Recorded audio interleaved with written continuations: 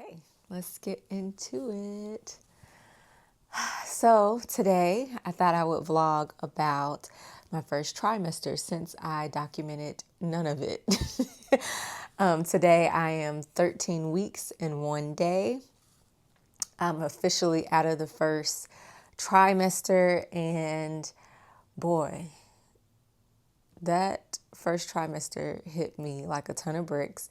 I think because the IVF process was so smooth sailing and I responded so well to the meds, I just was not thinking about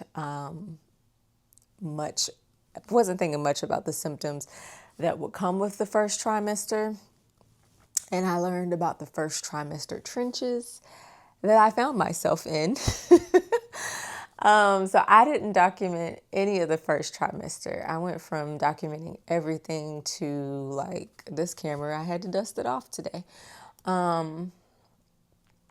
We did take the camera to my ultrasound just a few days ago, which we have a lot of pictures. Yeah, we got a lot of really good pictures we found out. So what I'll do is update week by week what I remember from each week. It was rough. It was really hard. I would say I've done a lot of hard things in my life. I'm definitely not a person who can't do hard things, but and those are the feet. Look at the feet. I would liken how I felt to, I don't know if you've ever been seasick, and I know every pregnancy is different, so I'm just reflecting on mine. But I don't know if you've ever been seasick. When I was a kid, I did sailboating, had no seasickness. I did all kind of things, water. Not that I was athletic, but I attempted water things. Didn't do well at water skiing, but I tried it. Banana boat at camp. Just being out in water, on water, in college, going to the Dominican Republic, being on different boats, different islands, a lot of boat stuff. Never any cruises, but never had seasickness until I got older. I don't know if maybe it was the type of private boats that I was on. I've been on canoes and kayaks, loved all that, but for whatever reason, as I've gotten older, I've had seasickness, which they've said if you get motion sickness, that might be one of your pregnancy symptoms. And that's exactly what I would liken it to, like 2 to 3 months of being seasick. And I'm laughing and smiling now, but it was not a laughing matter. Like some days it was so hard, I just only could cry. It was the only relief I could get. We did the progesterone and oil injections, which shout out to my boo, every single week. Up until I really wanted to stop them at week 9. I was like, look, do we have to keep going till 10 weeks? But we did them. I asked if I could stop 2 days early. So I went 2 days shy of 10 weeks. We did those shots every day, but it got to the point where when we would take the shots, then about an hour later, the sickness would just amp up from the progesterone. But yeah, so my symptoms first trimester felt like seasickness. It was a very scary feeling because I just did not feel in control of my body. I did not want to be overstimulated. Still, my senses are like really heightened. I can smell everything. It's just really heightened senses, but the nausea has gone down tremendously. It was a weird feeling because I felt like so hungry, like ravenously hungry, if that's the right word. But you have a million food aversions, so nothing did you want to eat, but you're super hungry. And for me, the only thing that could curb the nausea was to eat. I would get a little bit of relief in the first few bites of eating. It was a lot. It was first trimester was a lot. Things that I enjoyed to eat, I would say, And it changed week by week, so it was never consistent, but I like canned pineapples, like the rings. I have some of those still now, but I like to snack on pineapple juice from the can. Oh, that tastes like amazing. And applesauce, Hawaiian rolls. What else did I really enjoy to snack on? Asian pears. I don't know why, but Asian pears, I had that thing going. And then warm, like soupy broths. I made like a pot of chili that was really good. We went and got pho a few times. I had from Trader Joe's like their ramen, which hopefully is a little bit healthier, but ramen a couple times just because that broth really helped. But it was all temporary, like nothing gave you like permanent relief. So it was very hard. So week by week, I learned that when they did the embryo transfer, which my last video talked about and showed the embryo transfer, you're technically 2.5 weeks pregnant. Then they still have to see if the embryo implants, but so I was 2.5 weeks pregnant then. By the time we got the beta pregnancy test, the blood test, I was just shy of one day, I think shy of 4 weeks. And so my symptoms from the time of that window, from the time of them doing the transfer to taking the pregnancy test, my symptoms then wasn't nausea. It was just hungry. Like I was so hungry. Like I normally intermittent fast and I try not to eat until like noon or 1 pre-pregnancy. That's not me now. I just had a bowl of oatmeal at 7 o'clock in the morning. But pre-pregnancy, intermittent fast, as soon as they transfer the embryo, I'm like starving all day long. So I noticed that, but I just kind of was sensing, I'm like, this is a little bit big back energy. Because I'm hungry all the time. That I realized in hindsight. So that was week 2.5 to 4. We eloped week 4, just a few days after getting the positive test. So that lined up perfectly how we had that scheduled and planned out.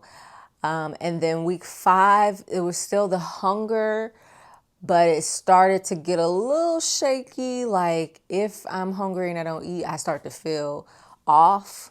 And I wouldn't completely say nausea, but it was definitely like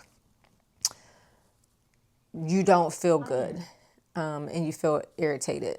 I think Alexa's trying to talk to me, so hopefully not. So yeah, like she said, hi there. That's if I was starting to get hungry, it was just like, week 5. By week 6, it was just full blown, like you just feel sick when you're hungry, when you're not hungry. It got shaky, and I still, had like my events and my different things that I'm, doing out in the community with my business. So I had to like push through. I had a friend years ago who had, I guess, HG, the very intense pregnancy symptoms, and she said that frozen grapes helped her. So I went to the store and got some grapes, froze them, and I would have those in my purse at different events and just pop a frozen grape to like suck on and bite and stuff through events and things, and that kind of helped. I think for me, it just spiked my sugar a little bit to help me if my blood sugar was dropping. But yeah, the sickness around week 6, and then by week 7 or 8, it really intensified, and I started getting nervous because they said, it'll peak. We did get an ultrasound and confirmed heartbeat at 7 weeks as the last video ended. I didn't take the camera in there. I was very emotional, just really nervous, and also it was just so many emotions. And now I realize I was definitely pregnant because I was crying for any reason. So I should have known that I was pregnant. And then the clinic was so sweet, and they gave me hugs, and they were just so happy for me. So I'm going to really miss them. But I was graduated from the fertility clinic and released to my OBGYN. And so she did the first OBGYN ultrasound at week 9, which was a belly ultrasound, which I was like, okay, we've moved on to different types of ultrasounds with the gel. And so we were not like a day shy of 9 weeks then. And she told me to increase my B6 vitamin. I was only taking 25 milligrams. So she said you could take up to 100. I increased it to 75, and that did help some. But I went back to acupuncture at week 8 because I was just like, I feel like I need help. And that helped to take the edge off some days. Definitely felt a difference with it in the beginning, but I think we end up having like a little disagreement, me and my acupuncturist. But we worked through it. We got through it. The disagreement was that he was putting a lot of needles in my stomach, which I did not feel comfortable with. And I wanted him to mostly just treat the morning sickness, whereas he was trying to treat my hormones to help prepare for getting off the progesterone injections. At least that's what he said. My last appointment with acupuncture was yesterday, so week 13. So I went between weeks 8 and 13 to acupuncture. I don't have them on today, but I also wore like these seasickness, morning sickness wristbands that were like acupressure that hit this pressure point. You could even press it for a little bit and it'll help for a few minutes with motion sickness. But I just every day religiously wore those bands. Had my B6 added to my vitamins to help. And I didn't take any prescriptions that were offered to help with the morning sickness. Like they could prescribe Zofran, or you could go pick up some Unisym over counter. But I didn't have any issues with sleeping. I have been sleeping so far every night. So that's not been an issue. And Unisym, I guess in tangent with B6 helps with morning sickness, but Unisym also makes you sleepy. So I didn't need any more help being sleepy. So yeah, week 10, we stopped the shots. Week 11, I started to feel like, okay, this is getting better. Like I see a light at the end of the tunnel somewhere. And by week 12, I was back to walking because I have not walked since early pregnancy, like 2.5 weeks, 3 weeks. So finally did like a normal 1 hour walk. I was exhausted after, but a couple hours of relaxing and then I'm back. So yeah, week 13, I'm here. It is today, Christmas Eve. It's early morning, so I'm about to get up, take Sage out, who is over there reminding me, let's go, get going. But we're not going to do a walk right now. We'll probably do a longer walk later. And then, I'm just now getting back to like being able to make a few more meals without it being like, ugh. Normal things we normally would eat, I was just like, that stinks. Like, what is that? Everything stinks. So, and there's some meals, like I would eat the first few bites and I'm like, oh my God, it's so good. And then I would get like an aversion in the middle of eating it. And I'm just like, ugh, this is gross. Like, so yeah, and you're still hungry. You're not full. You're like, this is gross. I don't want to eat it anymore. What else can I eat? So trying to find what you want to eat is the true mystery. And then once you find it, it could change instantly. So just glad to be out of the first trimester. Week 15, we'll be going on our honeymoon to Greece. And so I'm excited about that. Sage, stop all that noise. Week 15, we're going on our honeymoon, like I said, and I'm hoping to feel good and eat some good Mediterranean food. We love Mediterranean food. So yeah, my doctor says that's a good time to travel. So we're here. I'm thankful. Every ultrasound, it makes it worth it. You totally forget all the sickness. And we found out the gender we took the blood test week 10 and found out the gender week 11, I think, or something like that. Yeah. So it's going to be a girl, a baby girl.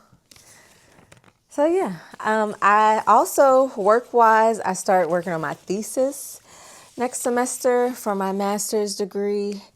Trying to, we'll see, get a lot of the research for that, all of the research for that done while pregnant. That way, after baby comes, all I have to do is present my findings. But I'm really not in my work hustle flow as usual grind. So whatever's best, whatever my body says to do is what I'll do. But that's the tentative plan.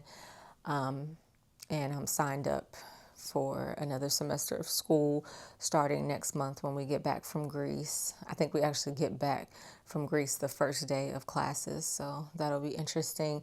And then I start working on new music that week as well. So I'll just be taking my camera with me to document working on new music, a fourth album, full-length album.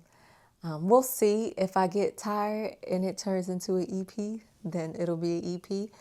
But I'm loving the first song already. I share it with those on my Patreons, on my Patreon page. And so, yeah, I got on my Groove 8 shirt. Make sure you go check out those vlogs if you've not already, my vlogs with Groove 8.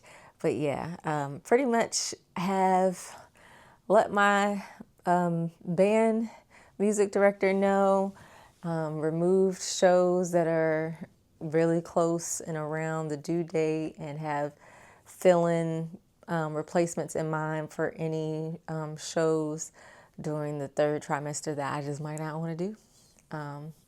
But second trimester, we in there, and got some gigs coming up in the new year. So anywho, I hope you guys have or had a very Merry Christmas. It'll probably be post-Christmas by the time I post this. But yes, we are excited in the Todd Smalls family. Baby Smalls is loading. So, woo! Bye.